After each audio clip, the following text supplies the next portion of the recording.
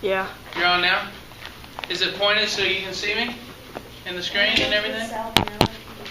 Okay. We're on 364, section 20.1. We're going to start learning about viruses now. There's all sorts of viral diseases and disorders out there. So the first thing we need to learn is what is a virus? Viruses are basically nucleic acid, DNA, surrounded by a protein coat. They come in all sorts of shapes and sizes. Like this one is kind of shaped, we call this shape polyhedral.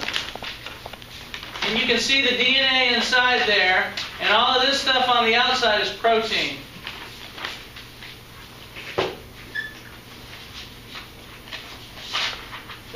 This one is an adenovirus, and this is what it looks like under the electron microscope.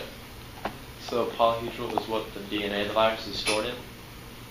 Yeah, the polyhedral is the shape of this virus. Are most viruses polyhedral? Many viruses are polyhedral, but like this one over here, this is called a T-even bacteriophage. It has a polyhedral head, but it also has these tail fibers that stick down. It looks like a oh my God. Looks like an insect or something. Yes. I'm not kidding. Jimmy Neutron, the episode where he gets sick. No, has anyone seen it? Yeah. Those things, no, you seriously need to look up on YouTube. Those are the exact things. Yeah, that's probably there was probably about a virus. Yeah. So what's with the floating tails? Is that just a problem with the microscope or what? What's with the what? Say that Like again. floating tails on the right one in the microscope. These things? Yeah. Those are the pins. Yeah, but like the thing that's floating off it. That? Yeah. Oh, one must have broken off. But just. So it's not a problem with the microscope or anything? Probably not. Well, one of them probably broke off. Does that happen a lot? Does every virus Yeah, if they get bumped around. does every virus have a capsid? Capsid, yeah. The Capsid. capsid is the protein that surrounds the DNA. So are they living or are they not? Do we have Well- to know the difference, like the characteristics of these? I mean, anything in the chapter is possible. What's the capsid? The capsid is a little protein coat around the DNA that kind of protects the DNA. Look, when this is a tobacco mosaic virus, it's shaped like a cylinder, and it doesn't have DNA; it has RNA. Lots of viruses use RNA to carry their information, not DNA. Do you remember the difference between DNA and RNA? Right. RNA is the copy. DNA. One can leave the ribosome kit. You can leave the nucleus. Is that what you mean? Sugar. Different sugar. Deoxyribose and ribose. RNA is the same. Yeah, RNA has ribose as the sugar, and DNA has deoxyribose. As uracil. Which one's single-stranded? RNA. RNA is single-stranded, DNA is double. And this is an important difference.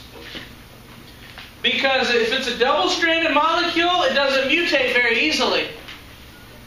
Meaning if you knocked out this letter A here, it would probably eventually get replaced with an A, because there's a T on the other side.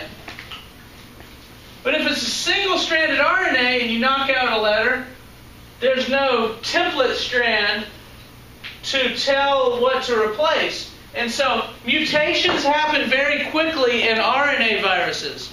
And mutations don't happen very quickly in DNA viruses. And what that means is RNA viruses evolve very quickly, and DNA viruses evolve very slowly. This is why you can't cure the common cold. You can find a medicine that'll kill a cold virus, but there's thousands of different cold viruses out there because they mutate so quickly. And the medicine won't kill the old cold virus. So cold is RNA. Won't kill the new cold virus. So cold virus is RNA. Cold viruses are RNA. And anything that mutates a lot and that's hard to cure is usually an RNA virus. The flu is an RNA virus. Every year a different flu comes out. And so that's why you get flu year after year. You're actually getting a different disease. It's a different flu. That's why vaccines only work each season, right? That's right. You have to get a new vaccine each year for a new shot. Now that's for RNA viruses. DNA viruses, usually the vaccine will last a long time. Like you get a shot for tetanus or chickenpox, and that pretty much lasts your whole life. A tetanus shot usually lasts at least 8 or 10 years. Those are DNA viruses, and they don't mutate as quickly. They don't mutate as quickly because they're double-stranded. What did you say was an example of DNA? Chickenpox, polio. Shingles. What's chickenpox? Shingles is chickenpox. Yeah. All people. Wait, that's DNA? Yeah, but it's still the same virus. It just Yeah, DNA viruses are don't mutate very quickly. Those are like I don't vaccines. think you get shingles if you have chickenpox. I've had. Here is the flu virus. What it looks like, it's kind of circular. And it has RNA inside. does hand sanitizer kill viruses? 99.9%. Bacteria. Bacteria. I don't know. I've got a quick question. Yes. How does a RNA virus work differently from a DNA virus? We'll get into that next. Okay? And are RNA viruses typically more deadly since they mutate more quickly? They're not necessarily more deadly, but they do mutate quicker. So they're harder to protect yourself against. Okay. Some DNA viruses and some RNA viruses are deadly. We got rid of So both smallpox. can be deadly. Both can be deadly. Here's a stupid video about viruses.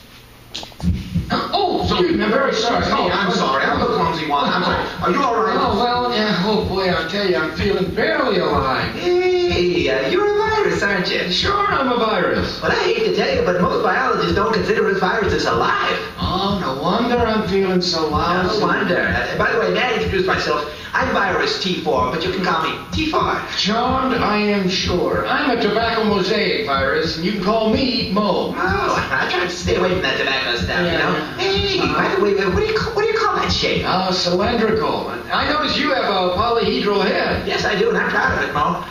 Hey, would you be interested in getting together later and, infect the same host? Oh, that's very nice of you, but I don't think so. Maybe some other time. I'm a little under the weather here. All right, sure. Some other time. Well, you seem like a very nice virus. It's nice to meet you, Mo. Likewise, I'm sure.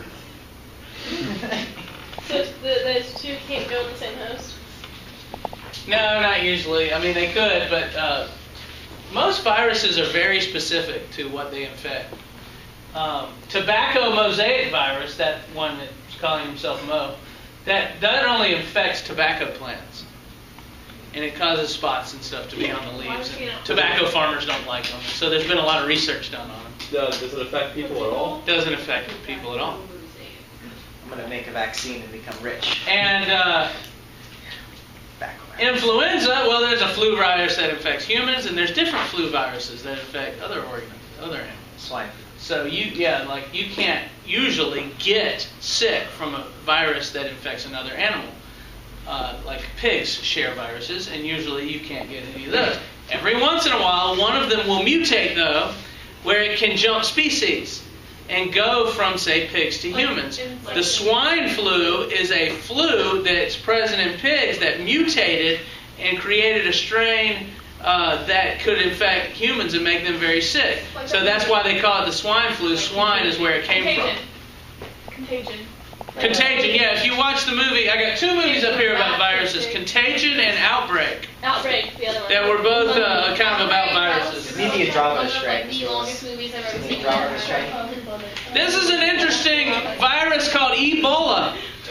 Ebola is a virus that comes up in the rainforest of Africa every now and then, and they're not exactly sure what carries it. They think maybe a bat or something like that.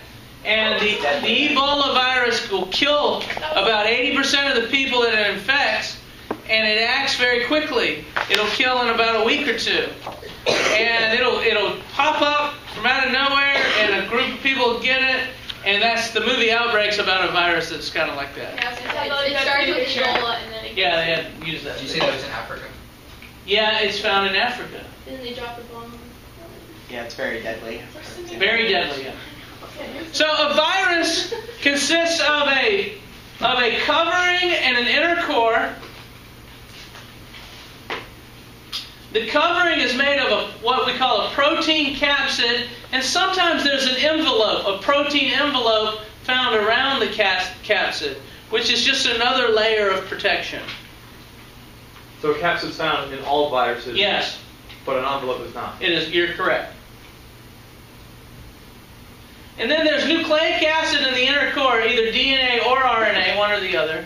And sometimes there's enzymes in there that help the virus reproduce. And no, scientists do not consider these viruses to be alive because they cannot live on their own.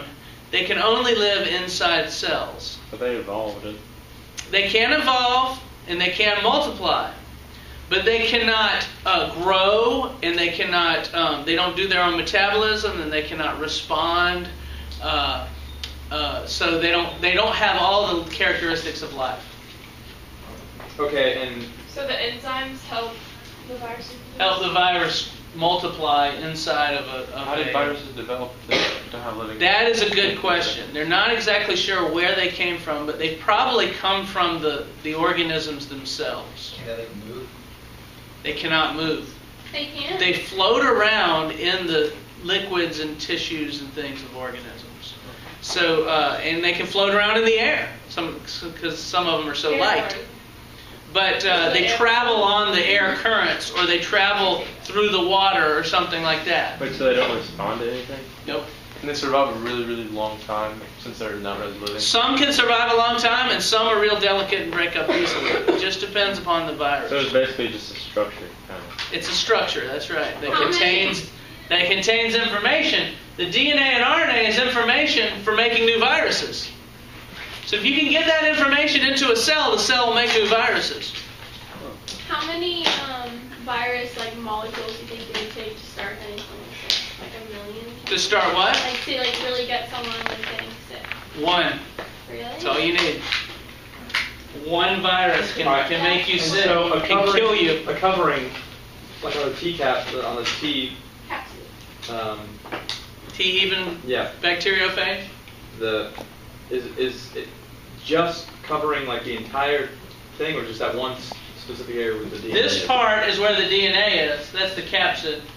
And this part is extra protein that helps it land on cells and inject its DNA into cells. So the covering's not over that. The covering's just the capsid or whatever. The covering is the capsid. What is that one called? This one right here? Yeah. It's a T-even bacteriophage. Do other- You got your book? This is all in your book. Do other forms of viruses have coverings completely surrounding them? Yes. Like This one? So, Okay. Or this one?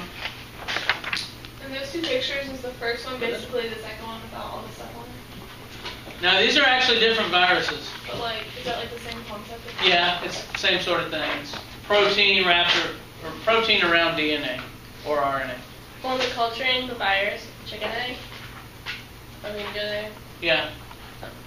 This is how they grow viruses. Viruses, like I said, only grow inside of cells. Why do they want to grow it? Yeah. Because they need the metabolism of the cell to reproduce. Viruses reproduce through ribosomes and things that are found in cells. And viruses don't have that material. So they got to inject their DNA or RNA into the cell and let the cell make more viruses. They need the cell's machinery to multiply. Where do they? So it's just like a parasite. So what they do, if they want to grow viruses in the lab, they inject them into eggs. An egg is basically a really big cell. And inside the egg, they can multiply. And so they keep the eggs in a refrigerator and store the virus. And then if they want, after a while, they transfer it to another egg. So they keep these viruses alive in eggs. That's often how they grow viruses. It's not the only way to do it, but it's one of the ways. Isn't that just a smaller scale version of a parasite? Yes, a virus is a parasite. Why would they want to grow? Aren't parasites living? Not all. Not viruses. Viruses are not living. If viruses mutate really quickly, why would they want to grow those viruses? Well, if they grow viruses in the lab, they can study them and figure out how they work and come up with vaccines. Well, if it's an RNA virus, it wouldn't. It'd just mutate if it got out. Inside of the egg, though. Yeah, but you can still come up with like the flu is an RNA virus, and you can come up with a vaccine that works against a particular strain of flu that's going around and give people flu shots. And even though it's an RNA virus, it'll mutate and come back the next year differently. But at least you've been protected for a year. Okay. If you took the flu shot, how many took the flu shot this year? Doesn't that weaken your immune system? The 3 of us are protected. Yeah, No, it doesn't weaken your immune system. I was onward to take one last week, doctor. I rely on herd Are there immunity. any good viruses? When you live on an island. Once I've taken I've never taken it. Yeah, because once. I don't know. That do something good for the body? It did that to me. Well, viruses are often used in genetic Put a vaccine in. to deliver genes into cells in gene therapy. So in that way, you could think of them as good. Gene therapy. Let me show you how a virus cycle works. This is called the Lytic cycle. And the Lytic cycle is shown on page 367 in your book. And it talks about how the virus reproduces. So here's the way it reproduces. This is showing one of those bacteriophages. Now, by the way, if you ever see the word phage, that means virus. Phage means virus, and they usually reserve the word phage for a virus that infects a bacterium. Bacteria have a lot of viruses that infect them, and so they usually call those phages. So here's a phage, what they call a T phage, and it has landed on a bacterium. There's the bacterium, you see. And there's the single looped chromosome that's inside the bacterium. This might be an E. coli or something like that. Do we need to know these steps? Yes, you need to know these steps. So here the phage is attached to the cell. And the way it attaches is it's got certain proteins that fit in to the proteins on the membrane of the bacterial cell. Remember, this bacterial cell has a membrane with proteins on the surface. So the proteins of the virus fit like a lock and key to the proteins on the surface of the bacterial cell. Yeah? Do they only use bacteria to multiply, or can they use like... These kind do. Can some viruses use like normal human cells? Yes. This particular one is a bacteriophage that we're studying. Oh, okay. But there are plenty of viruses that infect human cells. So viruses can kill the bacteria as well? Yes. So you're going to see that happen here in just a second. So if someone developed a virus that would kill bacteria, they could use that to replace other things? I don't know what that, but never mind. Virus to exterminate all bacteria. Yeah, you could. That's kind of a different way of doing it. Well, we eliminated smallpox. So, yeah, we'll get to that later. The virus sticks to the cell. That's attachment. And then the second step is penetration. The virus squirts its DNA in. See the viral DNA being squirted into the cell? That's called penetration. I don't really care that you memorize the names of each step. I want you to understand what's going on here. If you want to just say the virus lands on the cell and then squirts in its DNA, that would be just as fine with me as if you said there's attachment first and then penetration. Now that the DNA is inside the cell, step 3, biosynthesis happens, where the cell starts making new virus parts. The cell, using its ribosomes, will read the DNA, and new viral proteins will be made. So these are new viral proteins. That's the biosynthesis. And then the next step is all the virus parts are put together to make a bunch of new viruses. So the cell is using its machinery to make the new viruses. And why the cell does this is because it's reading the DNA that was injected. This DNA that was injected here has instructions for making new virus parts. And the cell's stupid. The cell doesn't know. The cell's got DNA inside it. It'll transcribe and translate the DNA and make more viruses. The cell doesn't know any better. So when it starts making the virus, it stops making other things. That's correct. And that's why people get sick and die. It's because they just... Yeah, that too. And the cell's going to die here, you'll see in just a second. So we continue to this final release phase where the cell explodes. It's also called lysis.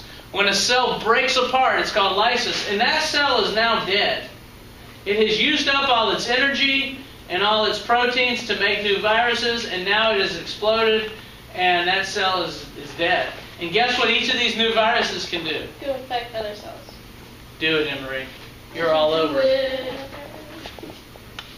This is called the lytic. So that's the lytic cycle. So the death cycle, basically? Yeah, that's the death cycle. The same thing happens in your body. Just a second. When you get sick, you're making out with your girlfriend or boyfriend, and they're sick, and one of their viruses gets in your throat and goes into one of your cells in the back of your throat and starts multiplying there. And eventually, a couple days later, the cell explodes and releases new viral particles. They're in the throat, so they go to other cells in your throat. And another couple of days, and those cells break open and release new viruses. Suddenly, you got thousands of cells in the back of your throat dying. And all that dead cell material kind of oozes down your throat. And you start coughing. And all this dead cell material, you see, it floats around in your bloodstream, and your brain suddenly realizes, uh-oh, we've got an infection. We've got something that can kill the entire body if it keeps spreading. And so your brain releases a substance, a chemical, and it causes you to feel bad. And suddenly your brain will say, hey, there's one way I know to fight viruses. Let's drive the body temperature up. So the brain, your immune system knows that if your body temperature goes up, that the viruses die easier. And so suddenly the brain goes, let's make this guy feel cold. And you start getting shivers. And you put on more clothes, and you put on blankets, and your body temperature goes way up. That's a fever, you see. It's for fighting the viruses. And you also emit chemicals that make you feel bad. And so you won't be running around doing other stuff. You can use all your energy to fight the virus. So you go lay down. You go, Mom, I feel bad. I'm cold.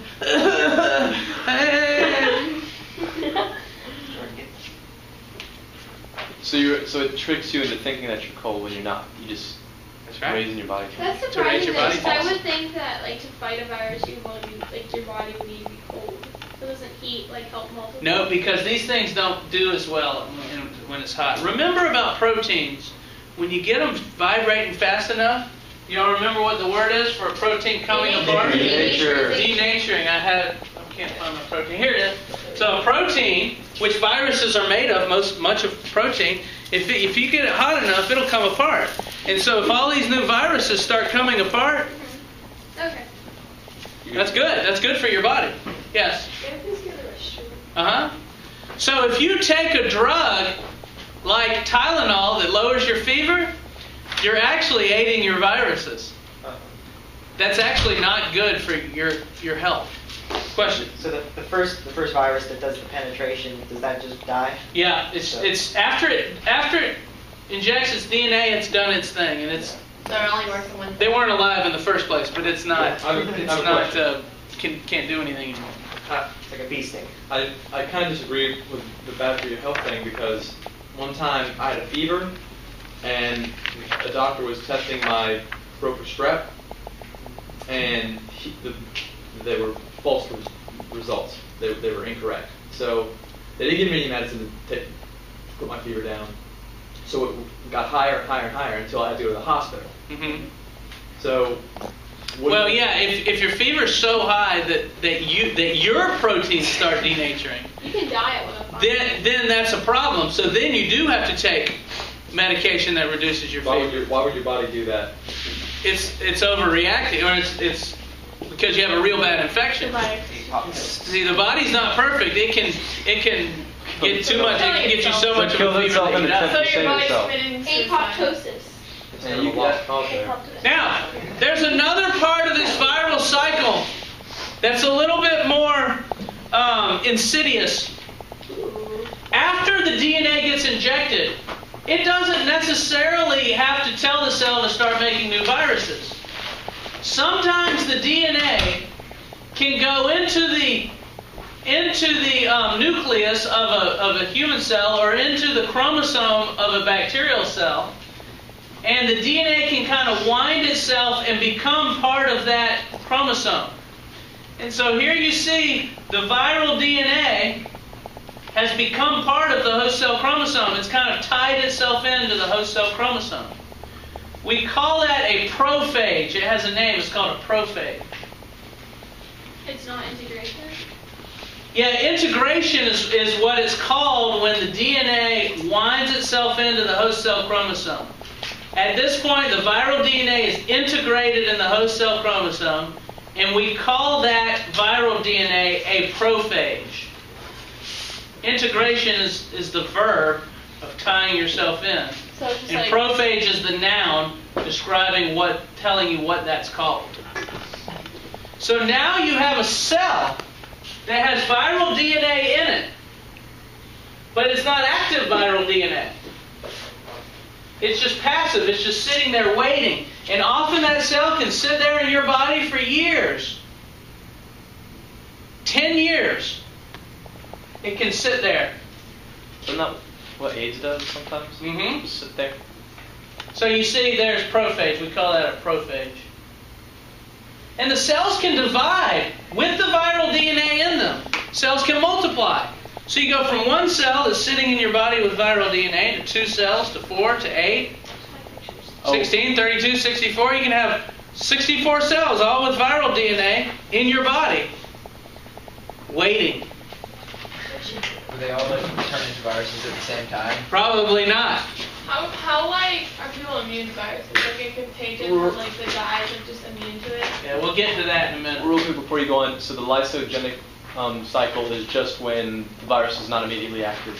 That's right. The lysogenic cycle is when the virus is not immediately active, and it goes through, the cell remains normal and does normal cell things and multiplies and makes more of these cells. And eventually, at some point,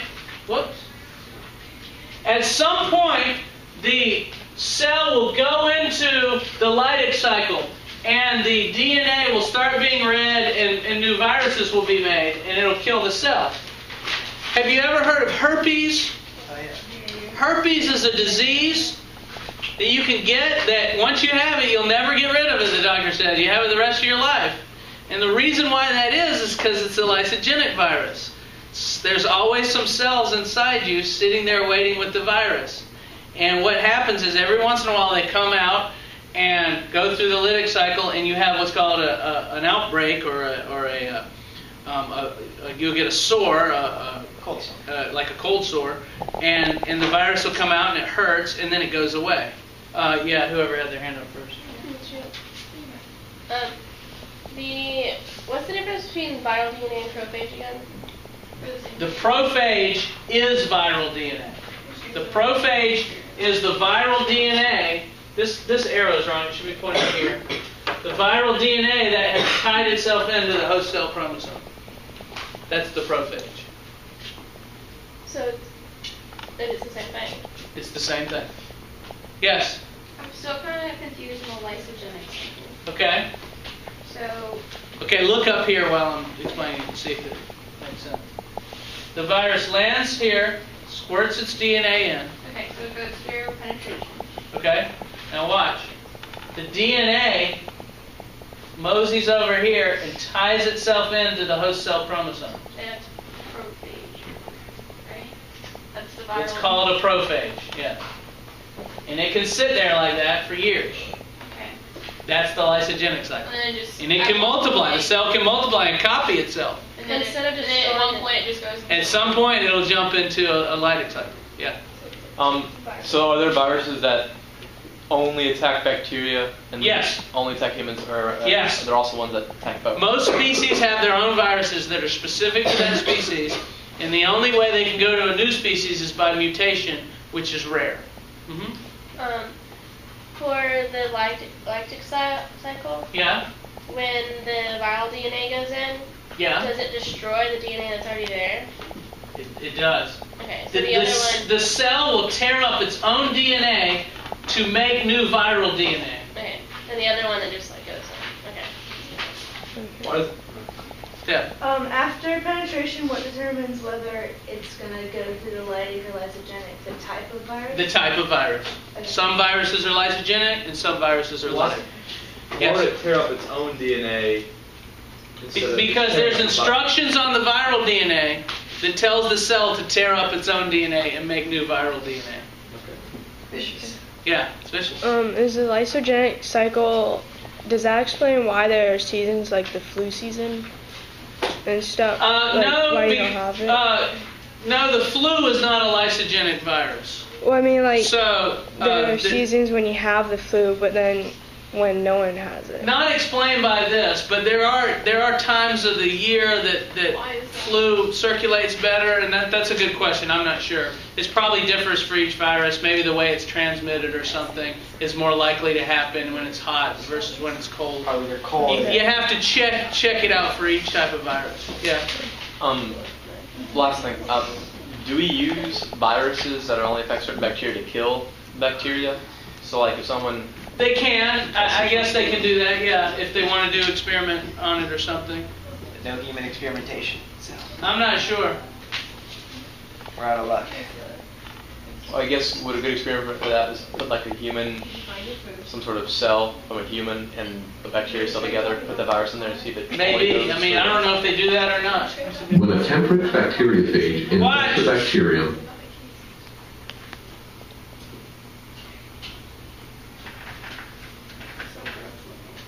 Was it supposed to be sound? it inserts its DNA into the host cell. When the phage DNA integrates into the bacterial chromosome, it is called a provirus. Provirus, prophage. Prophase, anaphase, metaphase. That wasn't very good. Let's watch this one. Well, so that's the lysogenic cycle. Yes, that was the lysogenic cycle. The lytic cycle is a viral reproductive cycle in which a virus takes over all metabolic activities of a cell, replicates itself many times, then destroys the host cell. A bacteriophage attaches to a bacterial host cell by recognizing and locking onto a specific receptor site on the surface of the host cell. The virus then injects its DNA into the host cell. The empty coat remains outside the cell. Inside the cell, the viral DNA breaks down the host cell's DNA. The virus then takes over the total metabolic activities of the host cell. By using the raw materials present in the cell, the viral DNA directs the production of new virus parts. The newly produced viral components are assembled into complete new virus particles. The host cell bursts open and releases 100 to 200 new virus particles. These new particles can begin another cycle by infecting nearby cells. But they're all the same size, right? Yep, they're all the same size. Alright. Why has anyone tried changing the receptor things on the cells themselves? Yeah, that would be a way to fight the virus. That's one of the things that they're working on in AIDS research. Proteins that block where it attaches. Yeah, but AIDS attacks the immune system, so. In a lysogenic cycle, viral nucleic acid becomes part of the host cell's chromosome and is replicated with it. Eventually, the virus enters a lytic cycle and kills the host cells. A bacteriophage attaches to a bacterial host cell by locking onto a specific receptor site on the surface of the host cell. The virus then injects its DNA into the host cell. Once inside the cell, the viral DNA inserts itself into a specific site in the chromosome of the host cell. The viral DNA is then called a provirus. Or prophage. During cell reproduction, the host cell copies the provirus genes along with its own DNA, the provirus is inactive at this time. When the cell divides, both the host genes and the provirus genes are passed on to the two daughter cells. At any time, a provirus may leave the host chromosome and enter a lytic cycle. When this happens, the host cell's DNA is broken down and new virus parts are produced and assembled. Eventually, the cell ruptures and new virus particles are released. What activates a prophage over time? They don't know. It differs for different viruses. Could be a certain temperature or amount of protein or some signal, and it's different for each virus. This is about Ebola.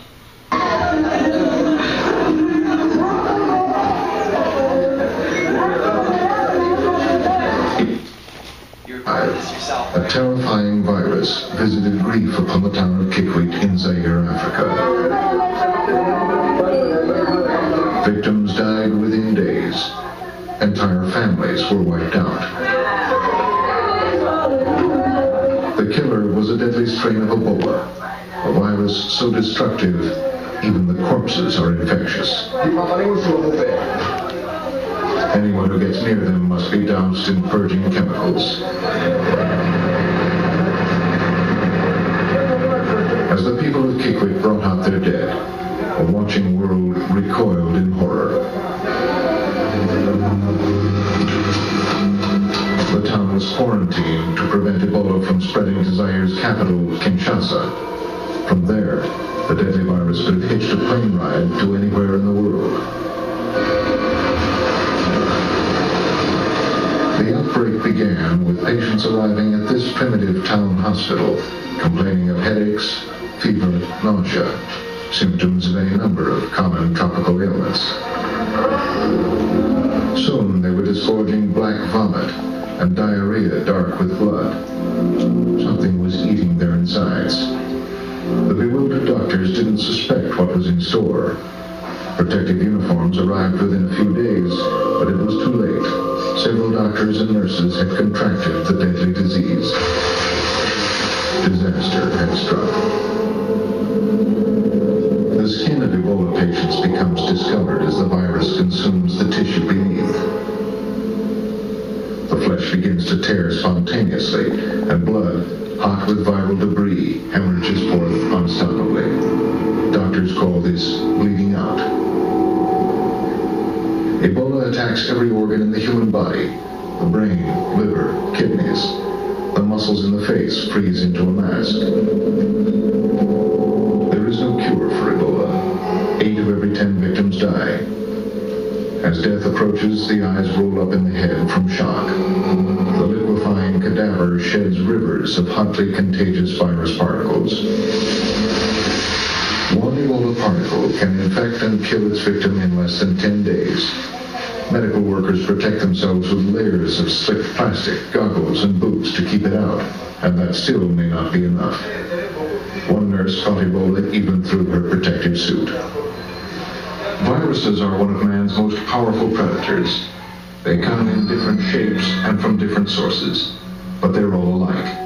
They're all parasites, bits of genetic material neither alive nor dead that wait to latch onto a living cell.